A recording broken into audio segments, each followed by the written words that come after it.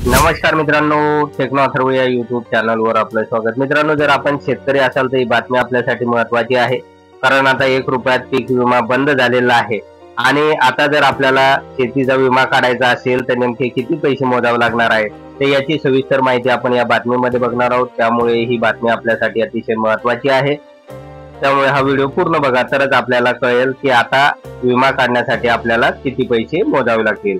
तर मित्रांनो, व्हिडिओला सुरू करण्यापूर्वी नेहमीप्रमाणे एक विनंती करेल, जर आपण या चॅनलवर नवीन असाल तर चॅनलला सबस्क्राईब करा, व्हिडिओला लाईक करा आणि हा व्हिडिओ जास्तीत जास्त लाभार्थ्यांपर्यंत शेअर करा। तर वेळ न घालवता व्हिडिओ सुरू करूया आणि बघूया ती माहिती। तर बघा मित्रांनो, सकाळ न्यूजपेपर मधील नुकतीच आलेली बातमी आहे आणि बातमी आपल्यासाठी अतिशय महत्त्वाची आहे। बघा, या बातमीमध्ये नेमकं काय म्हटलेलं आहे की 1 रुपयात पीक विमा बंद केल्याचा शेतकऱ्यांना फटका।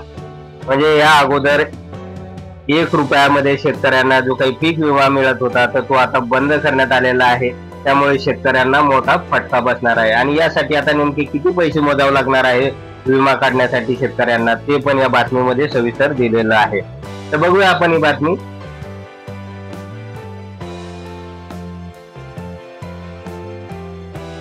मुख्यमंत्री माझी लाडकी बहीण योजनेसाठी राज्य सरकारला दर महिन्याला सुमारे 3600 कोटी रुपये द्यावे लागत आहे। सध्या काही विभागांचा निधी या योजनेसाठी घेतला जात आहे। तर बघा मित्रांनो, मुख्यमंत्री माझी लाडकी बहीण योजना अतिशय चांगली अशी योजना महाराष्ट्र शासनाने आणली, परंतु आता लाडक्या बहिणींना पैसे देण्यासाठी सरकारकडे पैसा नसल्याने इतर योजनांचे पैसे महाराष्ट्र शासन हे लाडकी बहीण योजनेसाठी वापरत आहे, वळवत आहे। तर त्यामुळे याचाच फटका पीक विमा योजनेलाही आपल्याला बसलेला दिसून येईल। सध्या काही विभागाचा निधी या योजनेसाठी घेतला जात आहे। या पार्श्वभूमीवर 1 रुपयात पीक विमा योजना चालवण्यास सरकारला शक्य नव्हते, त्यामुळे 2023 मध्ये सुरू केलेली पीक विम्याची योजना बंद करण्याचा निर्णय झाला। तर मित्रांनो, आता या योजनेचेही पैसे मुख्यमंत्री माझी लाडकी बहीण योजनेसाठी वापरण्यात येत असल्याने 2023 पासून 1 रुपयात पीक विमा योजना जी काही आणली होती या शासनानं तर ती आता बंद केलेली आहे। दरम्यान जिल्ह्यातील बँकांनी पीक कर्जाची पीक निहाय जी रक्कम ठरवलेली असते ती विमा संरक्षण रक्कम असते, त्या रकमेवर शेतकऱ्यांना आता प्रति हेक्टरी 1.5 ते 5% रक्कम पीक विमा भरताना मोजावं लागेल। तर बघा मित्रांनो, आता मात्र शेतकऱ्यांना यासाठी जास्तीचे पैसे मोजावे लागणार आहे। तर ते नेमके किती मोजावे लागणार आहे ते बघूया आपण। तर या ठिकाणी म्हटलेलं आहे, आता शेतकऱ्यांना प्रति हेक्टरी 1.5 ते 5% रक्कम पीक विमा भरताना मोजावं लागेल। प्रति हेक्टरी 1.5 ते 5%ची रक्कम आता आपल्याला भरावी लागेल। राज्यात खरीपाचे 145 हेक्टर क्षेत्र असून यंदा पाऊस अधिक पडण्याचा अंदाज असल्याने नुकसानीच्या भीतीने बहुतेक शेतकरी पीक विमा भरतील असा अंदाज आहे।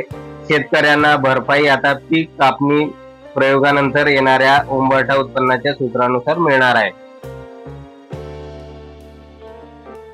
तर मित्रांनो, आता यावेळेस म्हटलेलं आहे की राज्यात पावसाचे प्रमाण अधिक असणार आहे, तर त्यामुळे पिकाचं नुकसान होऊ नये म्हणून शेतकरी मोठ्या प्रमाणामध्ये पीक विमा घेतील असं या ठिकाणी अंदाज वर्तवण्यात आलेला आहे। त्यासाठी पिकांची नोंदणी कृषी विभागाच्या ई पीक पाहणी ऍपवर करणे शेतकऱ्यांसाठी बंधनकारक करण्यात आलेले आहे। आणि यासाठी जो काही आता विमा काढण्यात येणार आहे तर त्यासाठी ई पीक पाहणी ऍपवर याची नोंद करणे बंधनकारक करण्यात आलेले आहे। त्यानंतर मित्रांनो, बघा या ठिकाणी पीक विम्याच्या नवीन बदलानुसार शेतकऱ्यांना उडीद मुंगासाठी प्रति हेक्टरी 300 ते 350 रुपये आणि कापसासाठी 400 रुपयाचा प्रीमियम भरावा लागणार आहे। तर बघा मित्रांनो, आता आपल्याला किती पैसे भरावे लागू शकतात तर या ठिकाणी जर उडीद मूग याचा पेरा असेल तर प्रति हेक्टरी आपल्याला 300 ते 350 रुपये भरावे लागणार आहे आणि कापसासाठी 400 रुपयाचा प्रति हेक्टरी प्रीमियम भरावा लागणार आहे। तर कांद्यासाठी 900 ते 1000 रुपयापर्यंतचे प्रीमियम भरावे लागणार आहे। त्यातून सरकारच्या तिजोरीत 1,500 कोटी रुपये जमा होणार आहेत। राज्यात खरीपाच्या प्रामुख्याने भात, ज्वारी, बाजरी, नाचणी, मूग, उडीद, तूर, मका, भुईमूग, कारळे, तीळ, सूर्यफूल, सोयाबीन, कापूस, कांदा अशी पिके घेतली जातात। तर महाराष्ट्रामध्ये साधारणतः अशा प्रकारची पिके घेतली जातात आणि या पिकांचा विमा काढण्यासाठी शेतकऱ्यांना आता या ठिकाणी 2 प्रकारे पीक विमा भरावा लागणार आहे। काही पिकांसाठी 300 ते 350 प्रति हेक्टर त्यानंतर कापसासाठी 400 रुपये प्रति हेक्टरचा प्रीमियम भरावा लागेल, तर कांद्यासाठी 900 ते 1000 रुपये प्रति हेक्टरी प्रीमियम भरावा लागणार आहे। तर अशा प्रकारे जो काही 1 रुपयामध्ये पीक विमा होता तर तो आता बंद करण्यात आलेला असून आता शेतकऱ्यांना या ठिकाणी अधिकचे पैसे मोजावे लागणार आहे। तर या संदर्भात मुख्य सांख्यिकी कृषी अधिकाऱ्यांनी नेमकं काय म्हटलेलं आहे ते एकदा बघूया आपण। तर बघा मित्रांनो, शेतकऱ्यांना 1 रुपयात पीक विमा योजना बंद झाल्यानंतर आता शेतकऱ्यांना विमा संरक्षण रकमेच्या प्रमाणात प्रीमियर भरावं लागेल। त्यानुसार खरीप पिकांसाठी 1.5%, रब्बी पिकांसाठी 2% आणि नगदी पिकांसाठी 5% पर्यंतची रक्कम शेतकऱ्यांना भरावी लागेल।